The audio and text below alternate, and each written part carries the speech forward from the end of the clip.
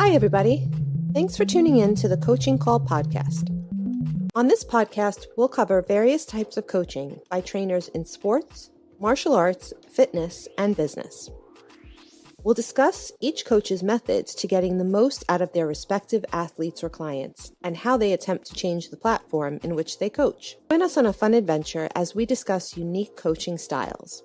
Coaching is a universal part of how we get others to get something done. Join your host, Rafael, and his guests on this unique journey in coaching. Hi, I'm Sifu Rafael, and this is the Coaching Call podcast. If you enjoy this episode, please subscribe and leave a review. This episode was made possible by listeners like you. Good morning, Clance. Thank you so much for joining me on Coaching Call. How are you this morning? Great. Good morning. Pleasure to be here. I am fantastic. Feel great. Love it. Got my workout in, got my work in, ready to go. That's exactly it. Yeah. One of the most important things is getting that workout in, right? First thing, man, get up and get it done.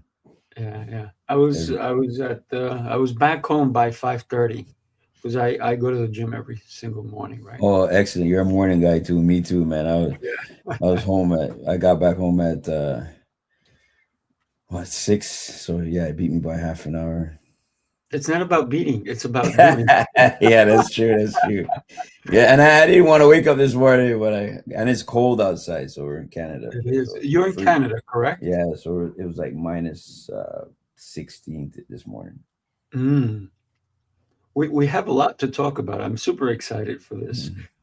So before we start, one of the things that I always just want to let the audience know, and everybody who is ever listening, that I am super curious, right? So I want to know more about you. And one of the ways that I love knowing is about your childhood. So tell me, where were you born and who influenced you before the age of 15, let's say? I was born in Jamaica, grew up in Canada, and who influenced me by the age of 15 was actually a photo my dad brought home of a bodybuilder, and I just got hooked. Yeah, and his name is Bad Cat. And the funniest thing, believe it or not, the universe works in mysterious ways. I'm actually married to his niece. She's my wife. What? We have 2 kids. Yeah, that's crazy. And we didn't know it. We didn't know anything. She didn't know it. One day she saw a photo of him, and she goes, "That's my uncle. How'd you get that?" And yeah, we have 2 beautiful children, it's just like, wow, blew my mind. Yeah.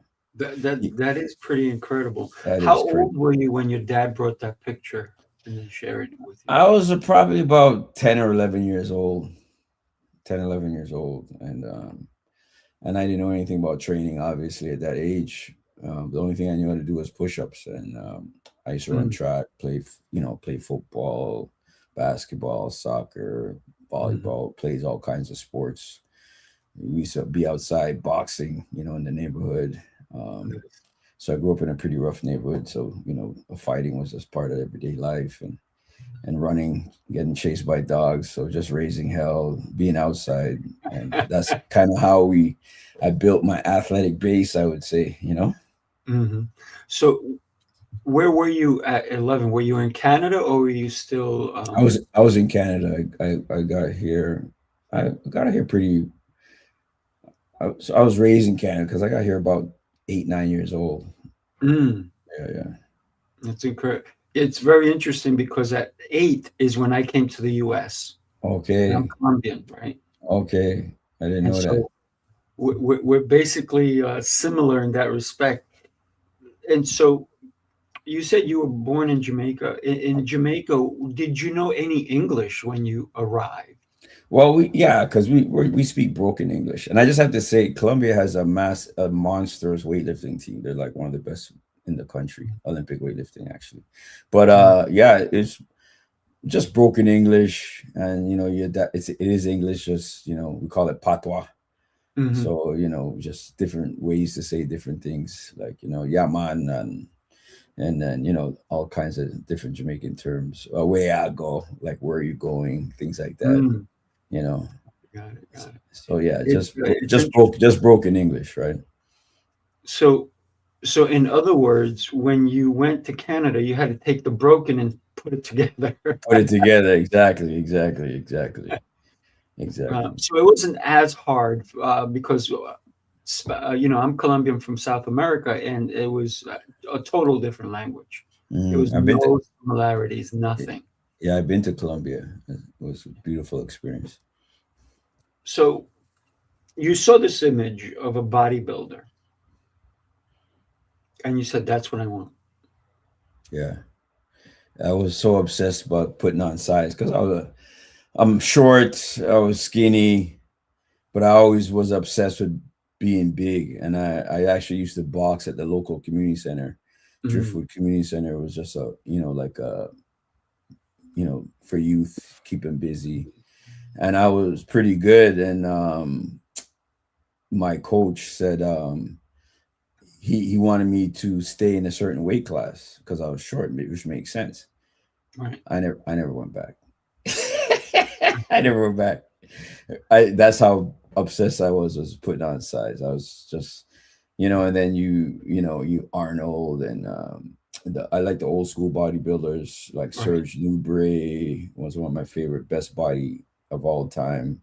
Sergio Olivier, Robbie Robinson. I don't know if you got your audiences, you won't even know these guys, but those are the Oh, type of those those are the are the type of guys. goats, right? Those, oh, yeah, Labrada. those Remember Labrada? yeah, Oh my Labrada, so I grew up on those guys and, Lee Haney, so those were the guys before, love Ronnie Coleman. But to Mhm. me, and to this day, those are to me the best bodies like ever made. Yeah, yeah. Unfortunately, Coleman hurt himself so badly because but he's still very diligent. He still wants to train every day. The guy, it's in his heart, right? Yeah, and I love his mentality. He doesn't have a defeatist mentality. No. He doesn't feel sorry for himself. He's appreciative for all his bodybuilding has brought him, Hmm. and he has no regrets. So it's kind of refreshing to see that. It's Right. sad to see him in his state, but his, that's a lesson for all of us. Like just he looks at the positive. Yeah, Yeah, yeah, yeah. yeah. I like that you said that he doesn't have this defeatist mentality, and Mhm. it's still a growth mentality. So at 11, 10, 11, you're watching this picture and you go, okay, I'm going to go for it. What was the first, and you talked about you knew how to do push-ups, right? And thank God for push-ups. I love Mhm. push-ups. What was your first take on how do I put on this mask? Did you even know? Did you start asking questions? Did you ask your dad to take you to the gym? What was that all like? But gym, my my dad knows nothing about the gym. He's Right, old school, work hard. He thought I was crazy. right, right, right. But he knows I like sports, so and whatever he brought that picture, and it just triggered me. But all I knew was to do push-ups, and then I'm an avid reader, like so I would run to the library, look at Sports Illustrated. Then I got into bodybuilding magazines. See guys like Sean Ray and things like that, Right. Oh and my go to God, the Sean Ray, what an incredible. yeah. And I go to the gym and I would just copy what they were doing. But with that time, I was running track, so track was my main sport. So um, I love track and field. I was fast, and then so we lifted weights a lot. Our track coach. So and my legs were just starting to get massive. Mm, So and because I love track and because they lifted weights, I was happy. Like so, my track coach's philosophy was he believed in lifting weights and lifting heavy weights, and so uh, it was perfect. And he never worried about my weight or anything like that. So mm, it was like a perfect storm right there. So what really triggered me when I was young to really get strong, well, to get put on size was I read a Sports Illustrated article on Herschel Walker, and mm. Herschel Walker, I think he did like 1,000 push-ups a day. And so the crazy kid that I am, I worked my way up, and I started cranking out 2,000 push-ups a day. Mm.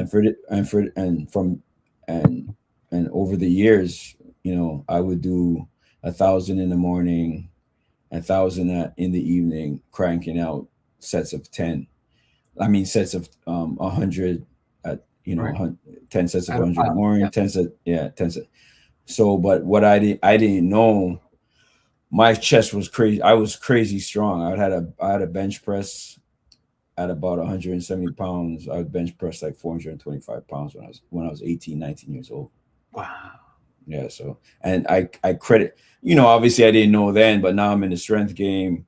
I understand the foundation, and I run a gym, and you see these kids come in, they want to lift weights, but they don't even have the foundation. No. So just a lot of times you can just get that basic foundation that's moving your body weight.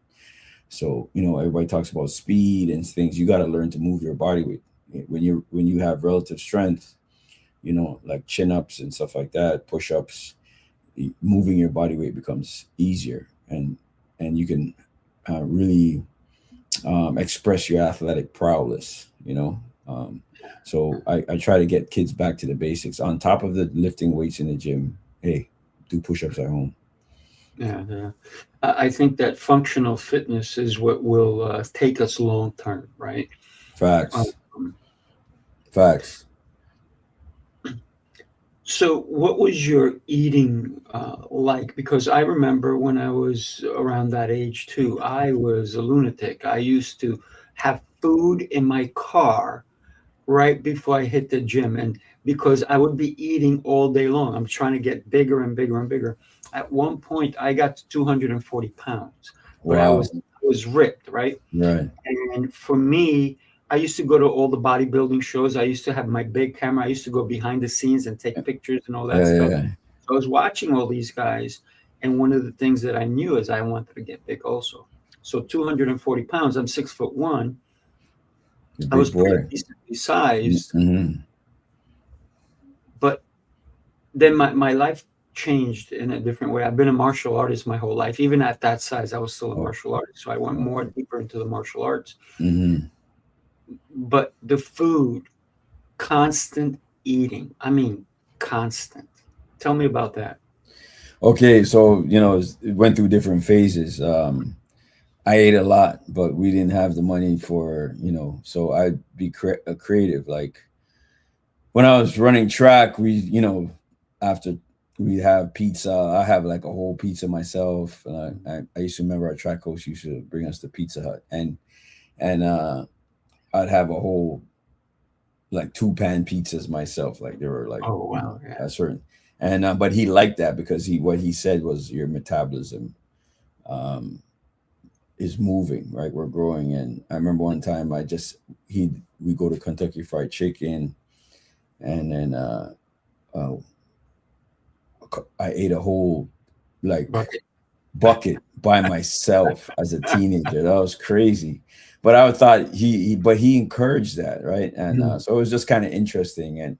But for me, and when I was young, we had at home we'd have like we ate a lot of like sardines. Kids don't eat sardines no more. Bully beef, Jamaican food, soups, things like that, oxtail. So a lot of good food, but I couldn't eat the way that much at home. Right.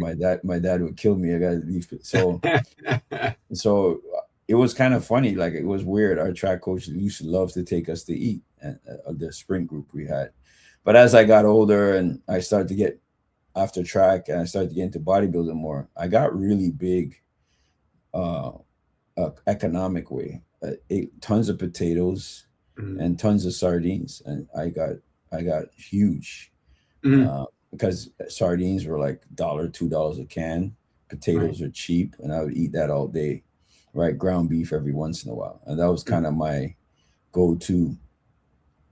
As I got more advanced in nutrition, started making more money, started to get more.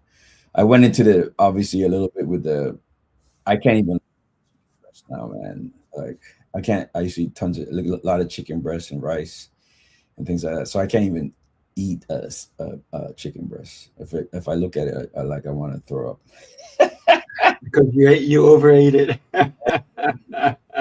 At different stages, so food is very important. You want to grow, you gotta give the body the raw materials to grow. Mhm. So earlier, before we came on live, I was talking to you about somebody that I know, right, Solana, and there's a difference between Olympic power lifter and an Olympic lifter. Can you share with us that, and then which one did you vibe towards? So the powerlifting and Olympic weightlifting are totally two different sports. So say powerlifting consists of three disciplines: the bench, the squat, and the deadlift. Olympic weightlifting consists of two disciplines. Snatch is that you pick the weight up from the Mm. ground, throw it over your head, Right. and clean and jerk, you pick the weight up from the ground, put it on your shoulder, and put it over your head. And I am an Olympic weightlifter, and we utilize that a lot in our training because that is the most. You have to be super athletic, super fast, super coordinated. Olympic weightlifting, the Russians call it basically gymnastics with weights. And Mm. as I got into the strength and conditioning game, I noticed that when my athletes utilize Olympic weightlifting properly, the proper technique, proper progressions, and so on and so forth, they get super coordinated, super explosive, jump, run, everything. Their nervous system becomes so primed that they become better at their sport. So we utilize that a lot in our training. So a lot of times they get it confused. Oh no, they're totally two different things. Like Olympic weightlifting is fast strength, Mhm. powerlifting is slow strength. So moving as much weight as possible, um, from the start to the finish. Olympic weightlifting, yes, you have to move as much weight as fast as possible, but you have to really move that fast in a coordinated fashion to complete the lift. So it's more complex, which make people Olympic weightlifting gets a bad name because it looks dangerous. It looks um, complicated, but if you do it right, it's one of the safest things you do, and you build tremendous durability, dexterity, coordination, timing, everything, spatial awareness. It's phenomenal. So you chose Olympic, right? Correct. Well, actually, And it chose me. It that's the chose right answer. it chose me. It chose me because my daughter's Commonwealth Games champion, Mm. 2000 Canadian champion, Canadian record holder, multiple time Canadian champion. So Wow. in Birmingham, England, 2022 Commonwealth Games, she broke two Commonwealth Games records and won the gold medal. It was a big Wow. highlight. 2020, she was a top in Canada in her weight class. That because of COVID, it stole her Mm. her dream to go to the Olympics based on some classification points. So they sent another. That's another story. But Right, you right. know, yeah, she ranked. She as a junior, she came fifth in the world in the juniors in Poland. 2019, she was fifth in the world championships. So she's been to the world championships multiple times. We Mm. traveled the world all over Russia, Colombia, Wow. Ecuador, Uzbekistan. So we've been all over the globe on a national team, Olympic weightlifting on a Canadian national team. So it chose me, and the way it chose me was I brought my daughters to um, like a weightlifting show. It was they had everything there, like Mm. like a convention, but one of the primary things was Olympic weightlifting. And girls are at that age. She was about 15, and my other daughter was 16. And obviously the aesthetics. They go, oh, she looks good, and they wanted to do. They started to do Olympic weightlifting, and they caught the bug, and one stuck with it, and the rest was history. And so I had to learn Olympic weightlifting really fast because she was getting good Like, I remember, I said, if at the beginning, I said, she started taking it serious. And I said, okay, if you snatch 35 kilos, this is when she was 16 years old, I'll buy you a pair of weightlifting shoes. She snatched it. Wow. Bought a pair of weightlifting shoes, and the rest was history. So yeah, is and she did different sports, or both of them did, but she didn't know what she wanted to do. And daddy has a gym. She's around weights all the time. So I guess they got attracted to weights.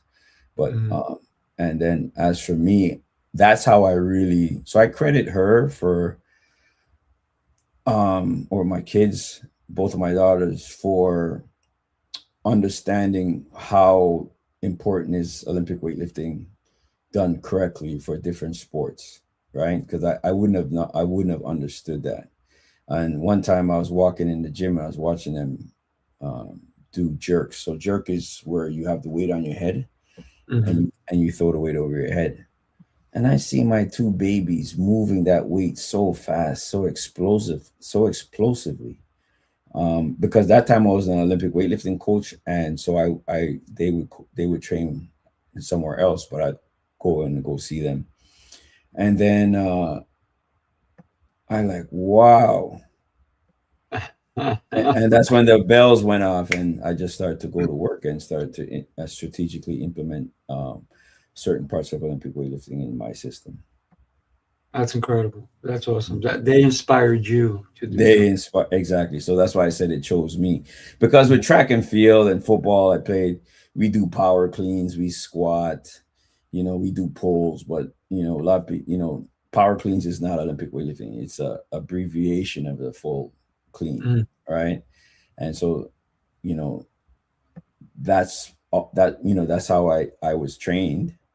That's what I was taught, and that's what I implemented with my athletes. But until they went into Olympic weightlifting, I saw a big picture, a big opportunity. And ever since I started implementing Olympic weightlifting, my athletes' power, speed took off, durability took off, right?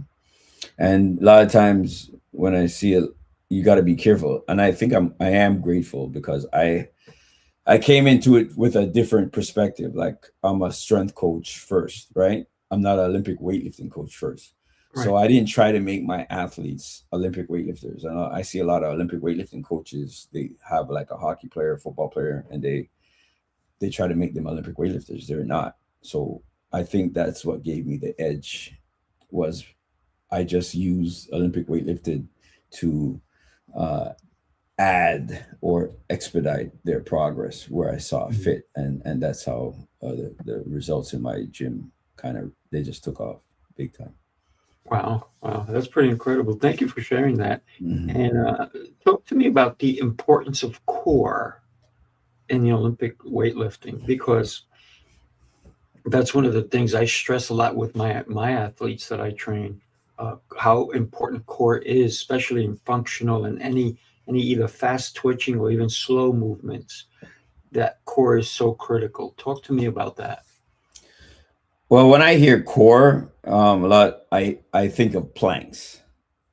Right. So no, it's way beyond that. Yeah. So because even I know the difference, right? Yeah. Planks and standing on Swiss balls and all that crazy circuit stuff.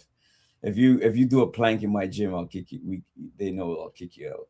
So it doesn't. You stand on a Swiss ball in my gym. So the core is central, man. That's the trunk. You need. So to me, when you mention core, I think of erector spinates, those muscles in your back. That if you look at weightlifters' back, they have big, strong erector spinates that stand out, and it's not. It's not about show, it's about goal. They may not have big arms, and I know everybody wants to have big arms and big chest and whatever, but the core to me is the engine. When you have an athlete who has a big, strong, big legs, that's the foundation, big glutes, and then a strong back, that athlete is a problem. So because they stand on a strong foundation, it's hard to knock them over. Their agility. We get athletes. Oh, they say, how do you, Matt Clance? I haven't done any ladder drills or agility drills, but I feel, my agility is so much more on the so much more better on the ice or on the field and so on and so forth. We build a strong core. Our athletes squat 4 times a week, period, in our system. Front squats, 2 sessions of front squats, 2 back squats. That's the foundation. That's how you build in core. Anytime you put a bar on your back, put a weight over your head, you have to stabilize that core to move that weight. So that whole core set. So we hardly ever do sit-ups, and like sit-ups and things like that, ab work, that's fine.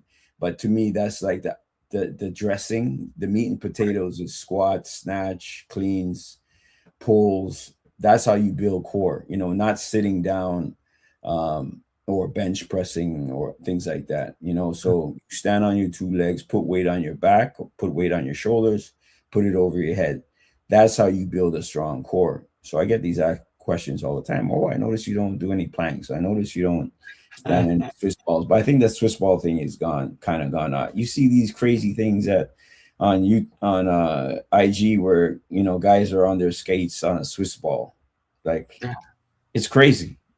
So, and don't get me wrong, I got fooled into that stuff because the core training kind of suckered me in.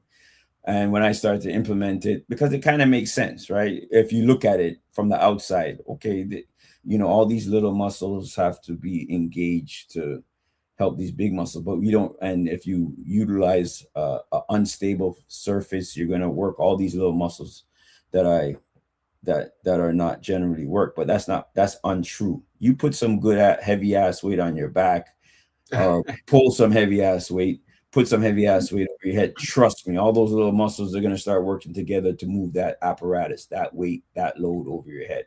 Right. Yeah. So that's going to engage for sure. Yeah. That's how we build core. And another thing with core, we're huge on reverse hypers, back extensions. So every workout athlete is doing some type of posture or chain work. So when you're when you mention core to me, I think the lower back strong. Without even Olympic weightlifting, if you get the lower back strong, you're gonna have a better athlete. And then I train, MMA, judo wrestlers, and so on and so forth. Same principles: strong legs, strong lower back, and then because everything is transferring. Once you have those, that's a good foundation to build everything on. It's like, and then when I see athletes from the top down, they're all big and jacked, muscular, and have skinny legs, no lower back. It's that, I hate to say in a fight, I'm like, okay, good. You know what I mean? But if I see judo, if a martial arts guy with some strong, like a solid foundation, that person's going to be a problem. Right? Absolutely. Well, one of the things that we do, and I teach Kung Fu, so one of the things that we do, our legs are a big part of what we do for stability, for strength, for core. So we sit in a horse stance, so a wall squat, if you will, without the wall, and we just sit there. And a lot of times I'll have them do different mechanics, different moves. But you're right, the core, the foundation is primarily everything. That's why I love training core. Even in boxing, right? In boxing, you have to be able to pivot and all this good stuff. So you talked about that your daughters were watching. They're at your gym. You owned a gym. Tell us how you even decided to own a gym. What was that moment? What was it that you always wanted to do? Or was it that it fell on your lap, or somebody said, hey, I have a gym. Do you want to open it, or you want to be part of it? How did that happen? Well, my goal, my dream was to be an Olympian or a professional football player. So when that dream fell apart, I had a bad injury in a 4x100 meter relay race, which was at Anchor in Indianapolis. And I tore my knee in all parts. We're winning the relay race. I got the baton in the lead, and I was opening the lead. Did a little bit of too much of a showboat and relaxed a little bit. Baton hit my thigh. Baton went up in the air. I looked at the baton and I said, okay, I have such a big lead. I can pick up the baton and still win. Soon as I stop, boom, if Wow. I felt like my knee blew up, like it felt like a shotgun going off beside my ear. Mm, I was on the ground on the hot track. It was sunny day, and you can just hear the crowd. So this was in States. Track is big in Indianapolis, and you could just the wind, the air just got taken out of the crowd. I was holding my knee. I've never felt so much pain in my life. Obviously, I was embarrassed. I was in pain. And I just knew that day was over. So no matter how I tried to get back, my knee was always swollen. Start training, it would pop out again. mm, To this day, I still have um, issues with that same knee. But that's I didn't know what I was. I didn't know what I wanted to do. I didn't have a backup plan. Like I mm. was just so singular focused. I trained like an animal. Right, That right, was right. my dream. That was it. But when that got taken away from me, after I got through my state of like rage and anger and depression, um, a dark space in my life, it just kind of, I said, well, if I can't be an Olympian or professional athletes, I can train professional athletes. So that's when I started on the journey.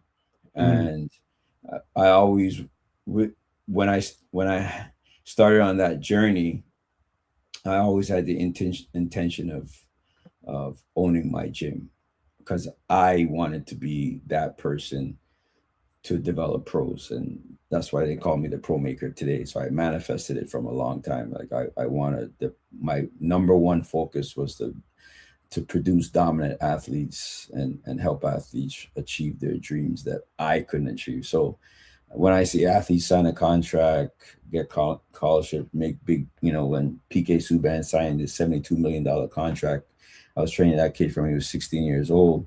wow. I see these different contracts. Me being a part of that, it's hard to explain that feeling.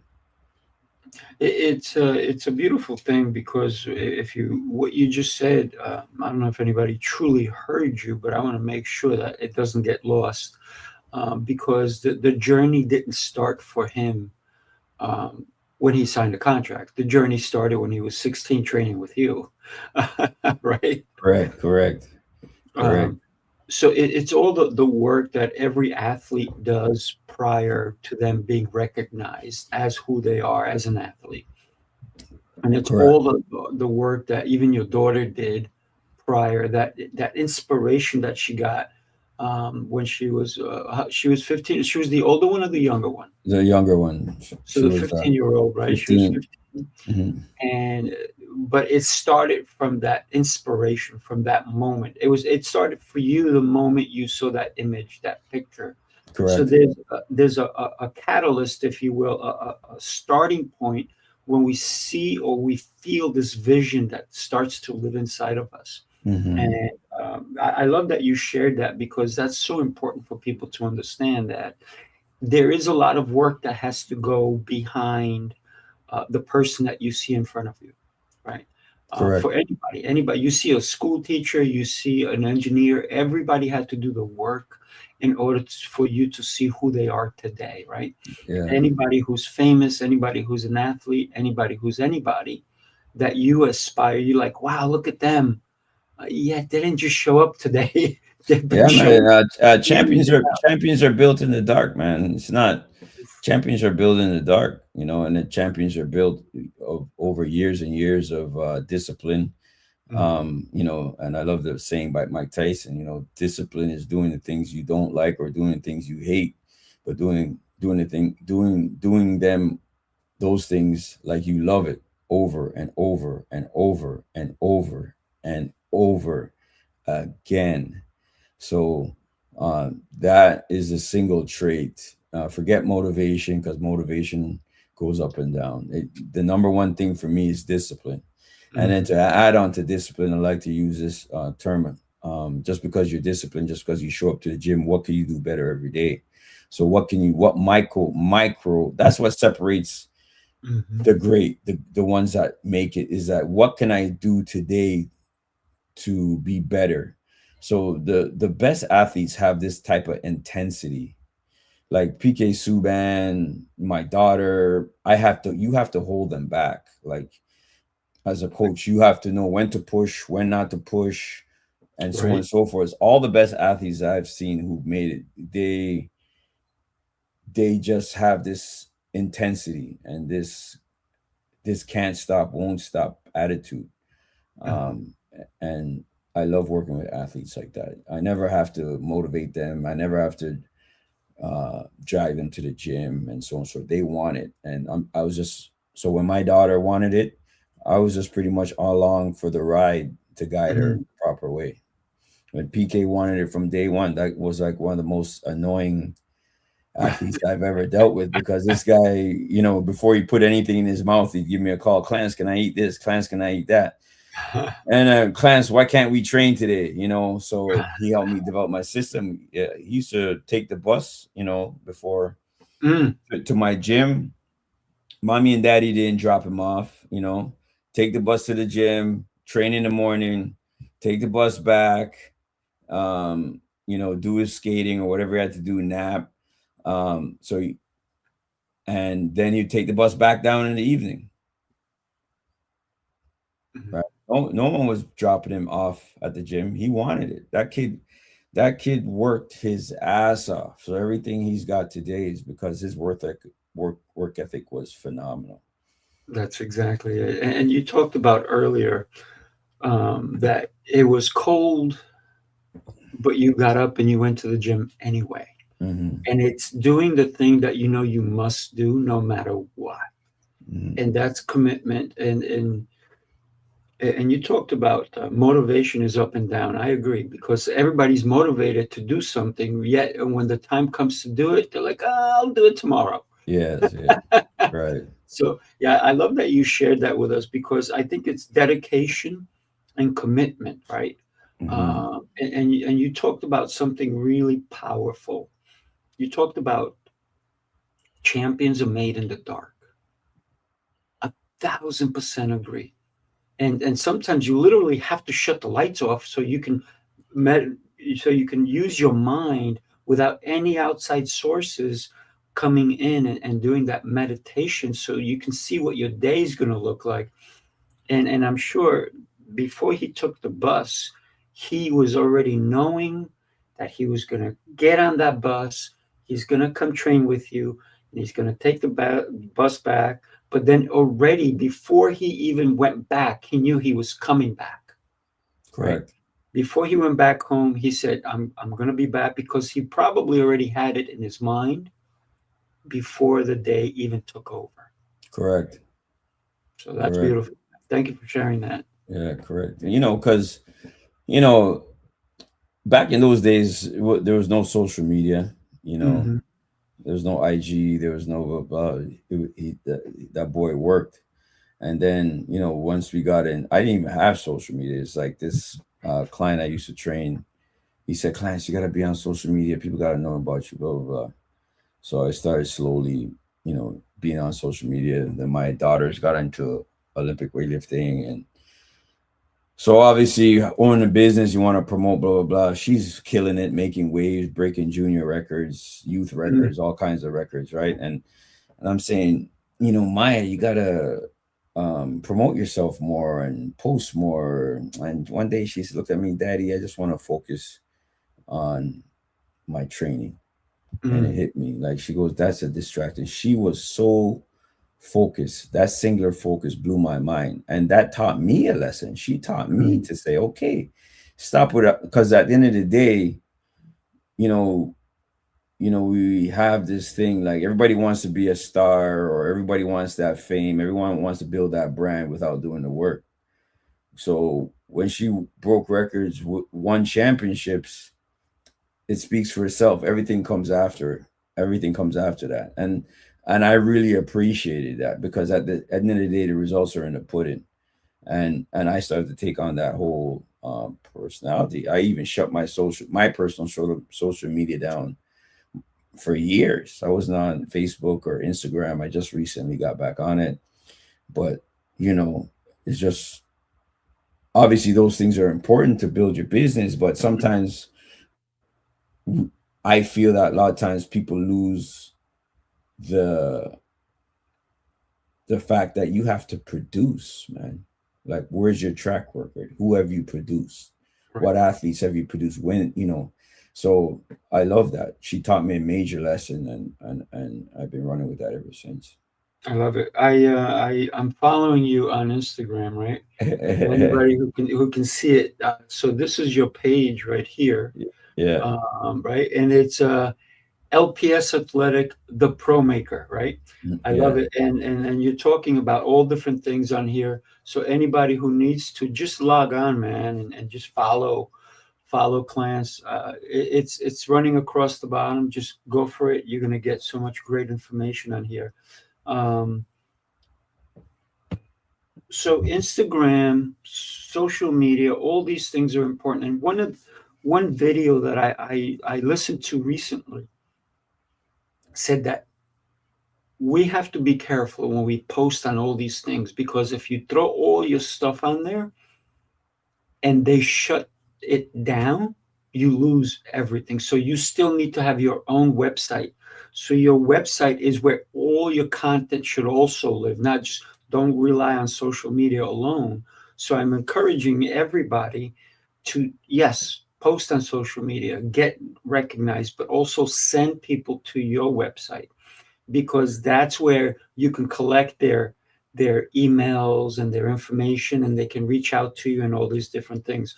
And so that's an important aspect that we have to remember, that social media is owned by someone else. We don't own it, right? So your content, if they shut it down and you only put your content in, then you take it off your phone, it's gone. So you need to have a presence still online. So thank you for sharing that, Clance. Thank you for sharing that. That's a good reminder. Yeah. Yeah. Thank you Well, for sharing that. I wouldn't want you to lose all this important information. Yeah. So, and if you ever need to, talk more about that, I'm here to help you, brother. So, Appreciate that. yeah, one of the things that I wake up every morning, and and I said that I got home by 5:30 and so forth, but the whole thing is, and I said it earlier, it's not about who beats who, but who do you beat every day. I try to beat the guy that I was yesterday, right? So that you talked about ever improving every day. So one of my words that I use every day is exceptional, and I'm getting better every day. And sometimes people don't understand. They go, "Oh, were you sick?" I'm like, no. I want to be better than the guy I was yesterday. So therefore I improve. And one of the things that I do is journaling. I do all these things because I understand that legacy is so important. And you're already doing it with your daughters. That's so beautiful, man. I got to tell you, that is such a great thing that you're doing, and that your daughter really jumped on the bandwagon, and she went and she took you along. She said, "Dad, you got this." I love that part. I love that part. What I'd love to do is share a quick video on one of the things that I do, and it's Sifu's Mind Body Method. If you guys are okay, take a look.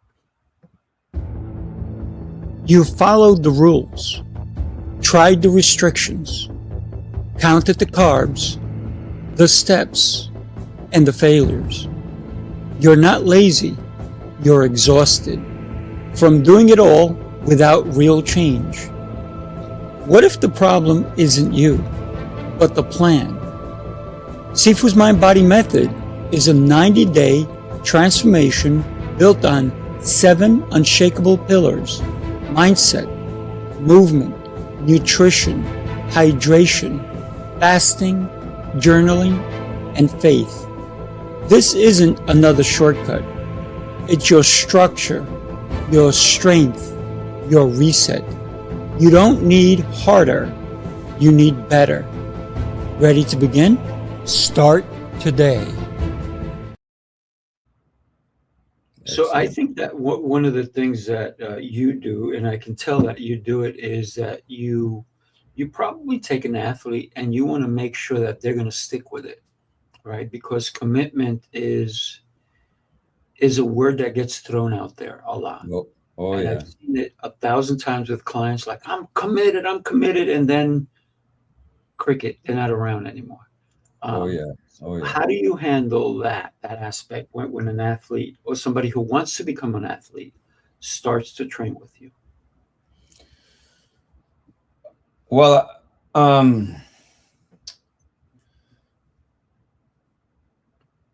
it's all nurturing and but becoming an athlete, that's, you know, that's great. But what type of athlete do you want to become? Like, what do you want out of it? Do you want a scholarship? Do you want to go pro? Do you want to buy your mama a house? What are these things? And so within, you want to be an Olympian. And once you find out that trigger, that underlying purpose, it's very important to find that underlying purpose. And once you find that underlying purpose that drives that athlete, then your communications can always go back to that. Well, if you want this, you have to do this. Right. Yeah. Love it. If you want this, well, this is what you got to do. And that's how I always get my athletes. Like, I don't do well with mediocrity, right? So, if you want your goal, these are the steps you have to take with your goal. Obviously, there's going to be obstacles. Obviously, there's going to be roadblocks. But I weed out those athletes who just talk, right? So, and then there's a saying in our gym, like, everybody wants to be a monster until they see what real monsters do, because they might have a goal, and based on their talent or wherever they are in their pool or their sport, it will take a lot of work to get there. And once they see the work and the commitment and dedication, the focus and the discipline that they have to get there, man, it's like, okay, this is not for me. Right. I see that all the time. And that's fine, because then I don't waste my time. So I always, from the jump, from the first conversation, I want to know, I try to get to know as much as I can about that athlete. I like to know who their best athletes is. There's always a red flag. Like, I get there's some athletes, so they football or track. Who's your favorite track athlete? Oh, I don't have any. That's a red flag for me. You love track, or you love this, but you don't have a favorite. You don't have somebody that you look up to. And 9 times out of 10, those are the athletes that are not committed, because you usually have some type of, LeBron or Michael Jordan. My son loves Allen Iverson. He loves basketball. The athletes that usually don't have some type of role model, I find they don't understand the commitment. And when they understand the commitment, they say this commitment is not for him. Like PK, his favorite guy was Pavel Bori, an explosive hockey player. So I would use psychology on him. I would, send him Pavel Bori. Actually, he was a Russian, very explosive hockey player. And, he had another guy you love was Bobby Orr. So I use it, and I'll go research that athlete. And I didn't know who the hell Pavel Bori was, right? But I got to know him. I was like, wow, this guy is amazing, so explosive. You know what I mean? So you use all those. You have to listen to what your athletes, everything they say. I take that into account, and I use that and tally that. So coaching is consistent. Is listen to their words that come out of their mouth, behavior, in terms of how they behave in the gym, and try to communicate them outside the gym to kind of find out what their personality, because it's also inside and outside. Like, how are they eating? How are they sleeping? Are they playing video games all day? Are they studying film? There's so many things into becoming an elite athlete, right? So my daughter's dream was to become an Olympian. It broke my heart when it just tore me apart when that got taken away from her. But that was her purpose, period. That was her purpose, number one goal. So, and she never gave up. She would have 2-3 training sessions a day, and, watching her break down. And I would say one day I said, training was getting really hard for preparing for the Worlds. She went to the washroom, broke down. I said, baby, just take the rest of the day off, So I broke as a dad, like, right. "No, Daddy, I'm gonna finish." And she ripped up the rest of the next of the training session. You know what I mean? So you learn. Yeah. Your athletes teach you a lot. If you, because as coaches, I'm a tough coach, but I try to push my athletes as close to the edge as possible without pushing them off the edge. And to do that, you have to be super observant, not just visually, but what comes out of their mouth. Yeah.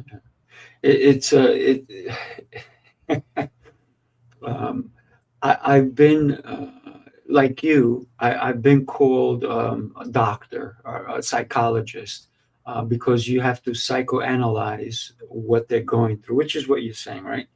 And it's not my athletes or the people that I train or anybody, but it's somebody who's observing me. They're like, "You're so patient. How do you even know how to do that with this person? How did you even read them?" I'm like, "Because I'm listening." You said something really important for an athlete, right? And I love what Mike Tyson said. He goes, "Everybody wants to fight until they get punched in the face, or they want to be yeah, face, right? yeah, for sure.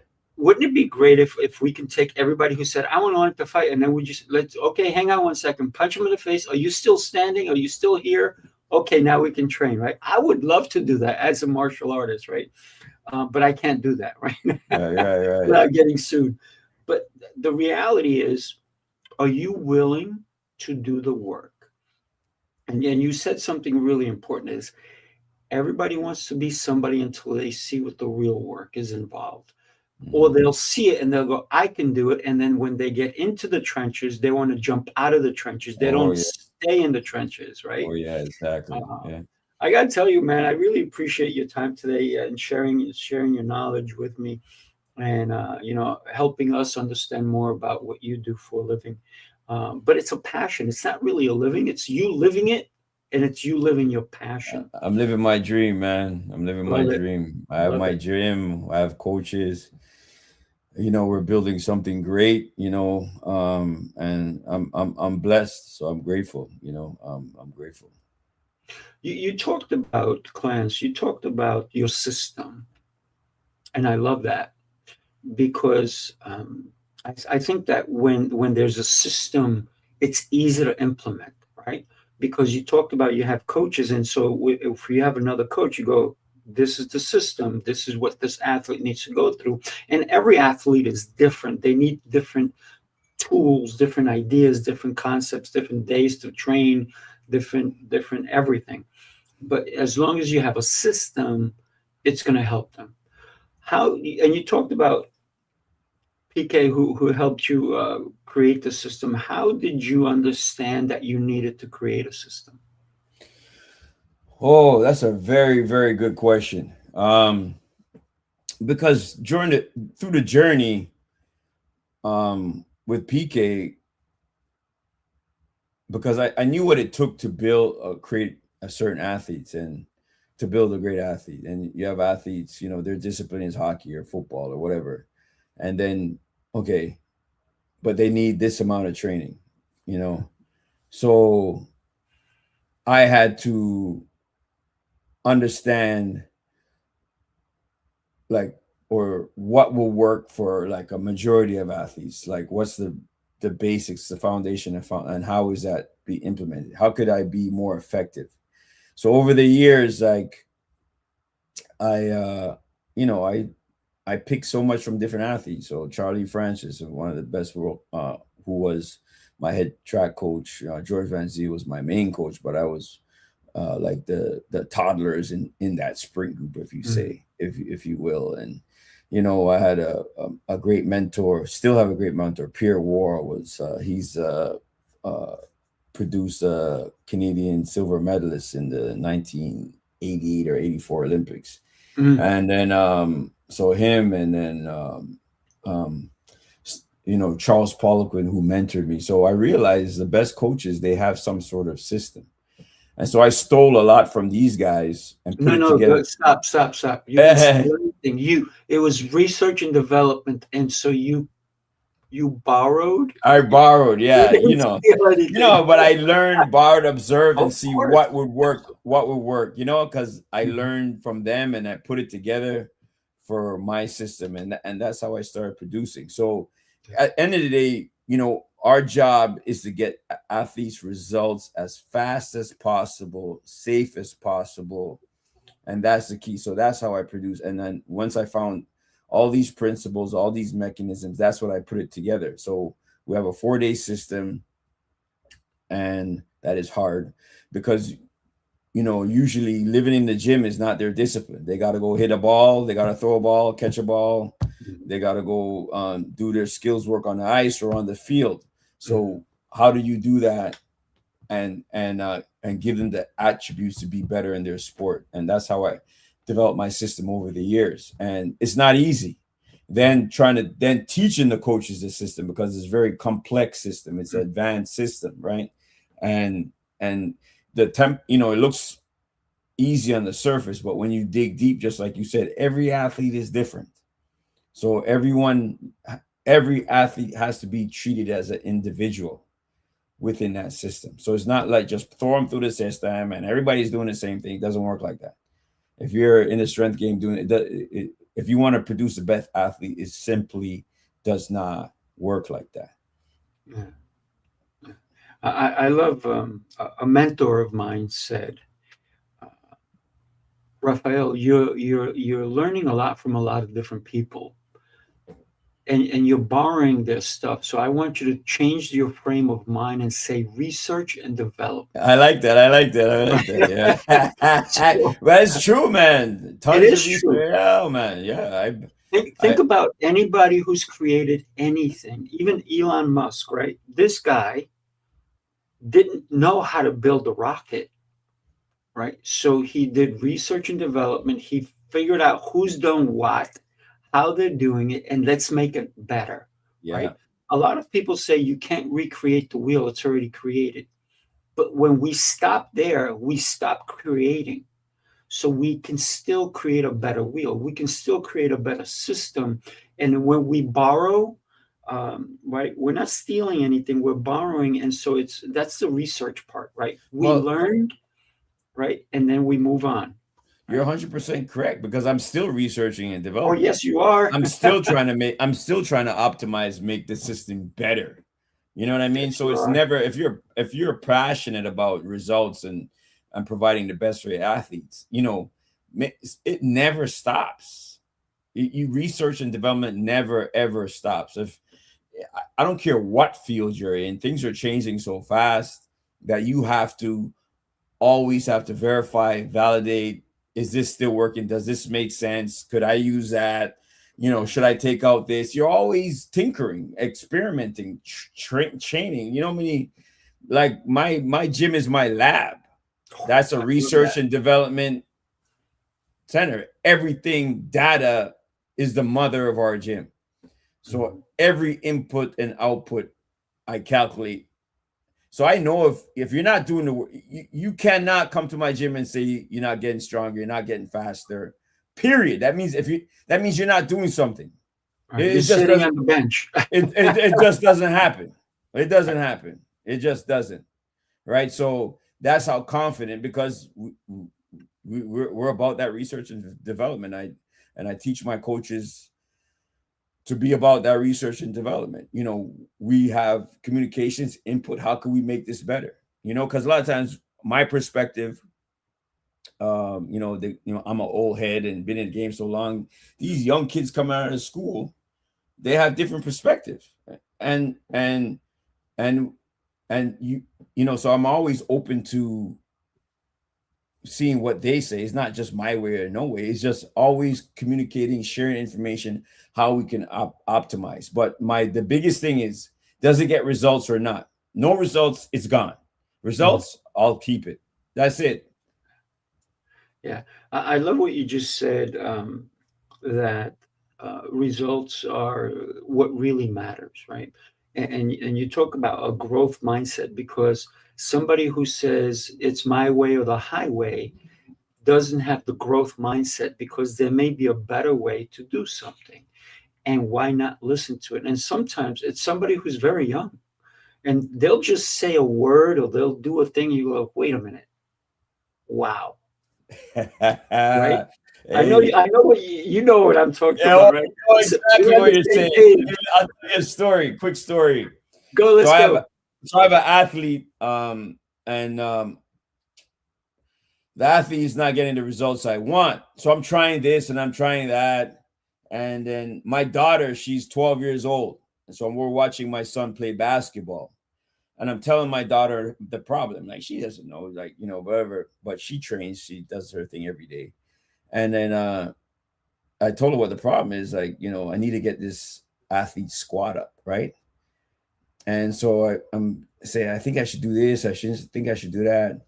She looks at me, she goes, Daddy, why don't you just make her squat more? Oh my gosh. And that's, you know what I mean? Sometimes we get so far in the weeds and science that we just forget. Like, it just seems pretty much simple to her. And guess what? That's what I did, and it worked. It's crazy. Yeah. Absolutely. Yeah. I'm enjoying this conversation so much. I need to have you come on my other shows, but before we do that, let me just share one more video with everybody. Take a look. The city never sleeps, and neither do the dreamers who build its pulse. From every corner of the globe they come. Visionaries, creators, leaders, each carrying a spark ready to ignite the world. This is not an event. It's a revolution of rhythm and reason. A symphony of minds. A movement of momentum. Sifu Rafael, Clance Laylor, Jose Escobar. Together they set the stage for brilliance. This is the NYC experience. Mastermind, light up the city. They coming from the east, coming from the west. Knowledge on deck, put the truth to the test. Leaders in motion, hearts in sync, dropping wisdom so deep it'll make you think. They bring stories, sweat and flame, different faces, one shared name. Elevation, that's the sound. NYC experience, mastermind, where purpose is found. Yo, man, I love that promo, man. I love that promo. I move every time I listen. I love that promo. Oh, that's crazy. It's a nice beat. One day you'll need to come and join us. I mean, we're having the next one in February 27th through March 1st, and that's going to be in Tampa, Florida. If you want to get away from the cold, come join us. Yeah, I'd love to. We're going to do Ireland. We're going to do Chicago. We're going to do Atlanta. So we're going to have a lot of great activities that are going to be happening. And we love bringing incredible people like yourself, people who are world leaders, if you think changers, right? Because the way you train people, you're making them better. And I'm going to ask you one last question, then we have to wrap it up. What are your thoughts on the difference of athletes? And you talked about the old goats in bodybuilding to the athletes today. What is the difference? They have a lot more tools they can use, but sometimes we have to go back to the basics. Like your daughter said, just make them squat, right? So what is the difference that you notice in athletes today compared to back when you started training? That's a very good question. I think, listen, man, I love information, and but I think one of the things that's the difference with athletes today is that they're exposed to so much information and because information is it puts us into this, like, or they're exposed to a lot of instant gratification. It's two things: a lot of information without context or background, and instant gratification. A lot of times that will get into the athlete's head and it derails them, right? And there's a coach that I really respect. His name is Ciro Abanez, and we were at a training camp, and we we're just talking about the athletes of today and social media and blah blah blah, and all this information by these so-called experts that there are true experts and there's experts that people, they're saying all these things, but they have no results, no roster of athletes that they've actually built from a young age to pro level or whatever level.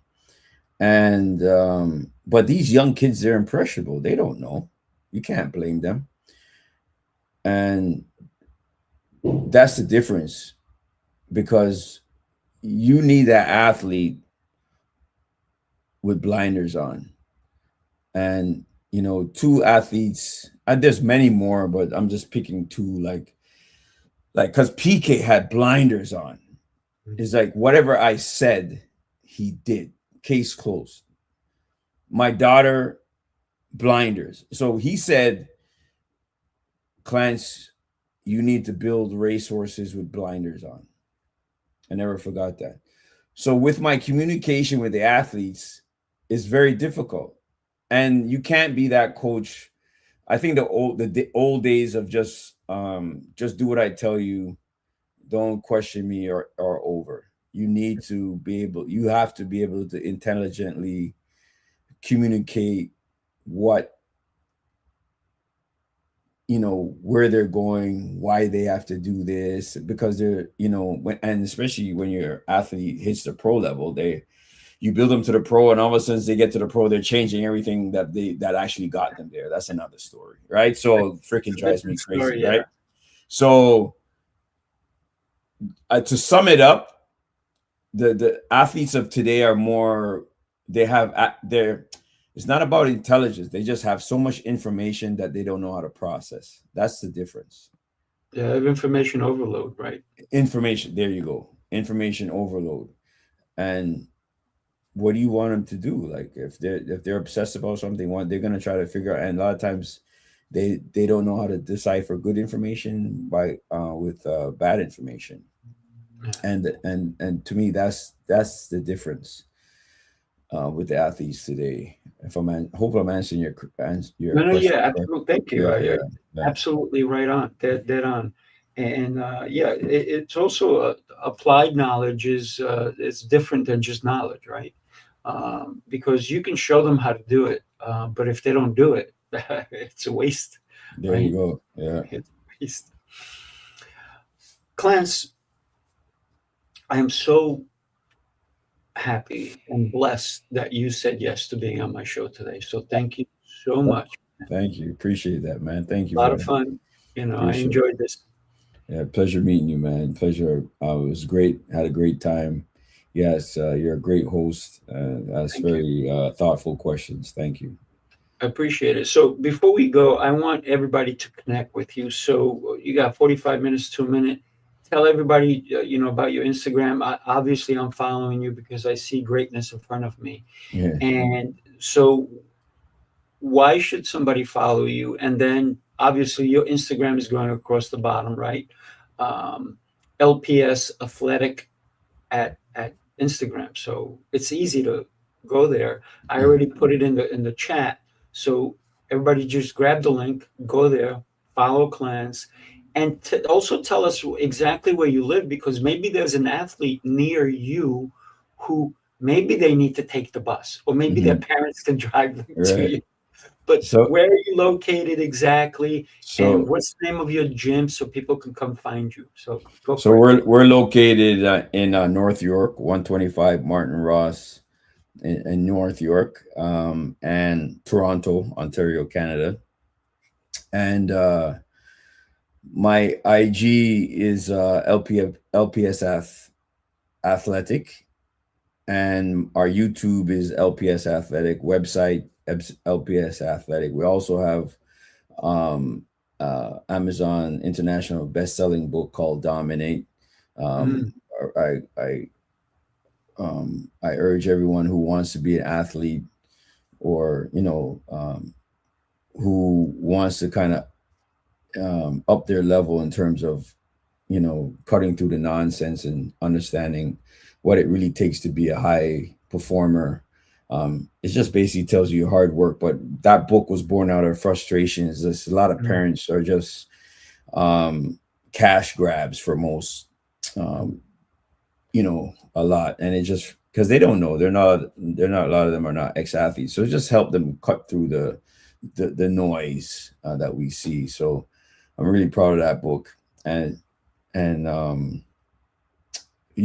think I said YouTube as well, LPS Athletic. So everywhere is pretty much LPS Athletic. Yeah, I love it. LPS Athletic. Yeah. Yeah, everybody make sure you connect with Clance. Do me a favor. Somebody needs to listen to this show. Somebody who didn't catch it live. That's okay. It'll be on the replay. Go to my YouTube. Go to my Facebook. Facebook only keeps it for 30 days, but hey, what can I say? It's going to live on YouTube. It's going to live on my website. So here's the cool thing.